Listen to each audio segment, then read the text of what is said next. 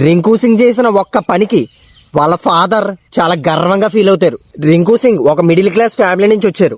వాళ్ళ father gas cylinder supply చేసేవారు. Recent గా రింకు సింగ్ ఫాదర్ కి సీరియస్ గా ఉండడంతో హాస్పిటల్లో అడ్మిట్ చేశారు. అయినప్పటికీ రింకు సింగ్ ఇండియాకి జింబాబ్వేకి జరిగిన మ్యాచ్ లోని సబ్స్టిట్యూట్ ఫీల్డర్ గా ఫీల్డింగ్ కాసి మ్యాచ్ ముగించారు. 26వ తారీఖున మ్యాచ్ అయిపోగానే రింకు సింగ్ వాళ్ళ ఫాదర్ చనిపోయారు.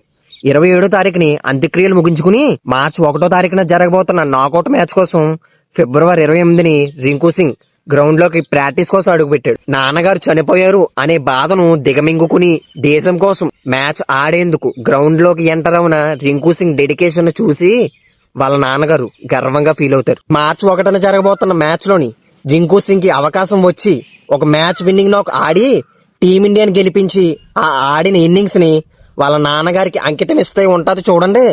ఇది అసలైన రియల్ క్రికెట్ అంటే. నేను అలా జరగాలని కోరుకుంటున్నాను. మీరు కూడా అలా కోరుకుంటే కామెంట్ సెక్షన్ లో రింకు సింగ్ అని కామెంట్ చేయండి.